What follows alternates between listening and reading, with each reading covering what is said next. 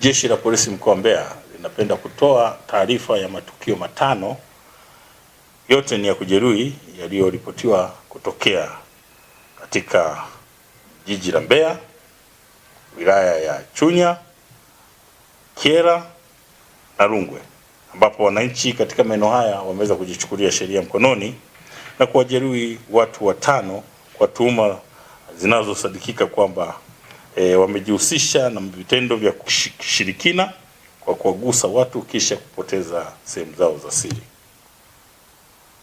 Matukio hayo yametokea kwa nyakati tofauti kati ya tarehe 3 mwezi wa 4 mwaka 2026 na tarehe 4 mwezi wa 4 mwaka 2026 katika maeneo ya Maendeleo jijini Mbeya na eneo la Kabwe jijini Mbeya.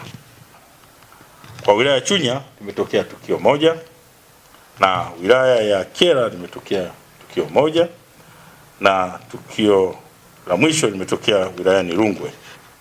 Watuhumiwa ambao wanaendelea kushikiliwa kutokana na kuzua hii taharuki, mpaka sasa hivi wamekwisha fikia idadi ya watuhumiwa 8, ambapo Jeshi la Polisi mkoa wa Mbeya sasa linawashikilia na kufanya mahojiano nayo kuhusiana na haya matukio matano, ambao ni Hudson Kapemba mwenye umri wa miaka 20, mkazi wa Mwaoga, kata ya Makongorosi, wilayani Chunya.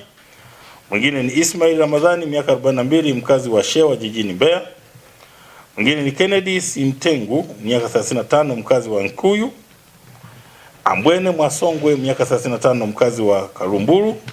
Ezekiel Mwabusenga miaka 33 na Anangisye Mwambije miaka 22. Hao wote ni wakazi wa Mwanganyanga wilayani Kyela.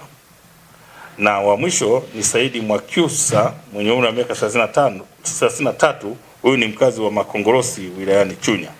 Hawa sasa wanaendelea kushikiliwa kwa tuhuma za kuzua taharuki na kupelekea kujeruhiwa kwa baadhi ya watu kwa silaha za jadi, kwa kile walichokitaja kwamba hawa wanawagusa watu na matokeo yake kuwasababishia sehemu zao za siri kupotea, ambao ni wahanga na wao pia tunaendelea kuwashikilia na kuwahoji.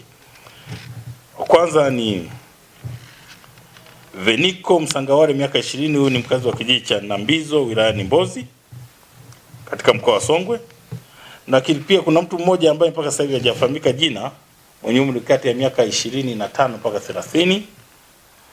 Na mwingine ni Ana Kisambwe mwenye umri wa miaka 37, huyu ni mkazi wa Mbugani wilayani Kyela. Na Eliud Duncan miaka 20, huyu ni mkazi wa Katumba Tukuyu. Hao wote ni watuhumiwa kwa sasa hivi kwa sababu wamezua taharuki ya kwamba sehemu zao za siri wanashikiliwa kwa kujihusisha sasa na vitendo hivi vya kuwagusa watu na kuwapotezea sehemu zao za siri. Lakini uchunguzi ambao tumeufanya pindi linapotokea tukio hili, wote hao wanafikishwa katika hospitali na kufanyiwa uchunguzi, lakini wanabainika kwamba wako sawa. Madaktari wanatuthibitishia kwamba hao wako sawa. Kwa hiyo tumegundua kabisa kwamba hii ni taharuki ambayo inazuriwa na watu, kikundi cha watu kwa nia fulani ambayo wanahitaji aidha kupora mali au kujipatia fedha.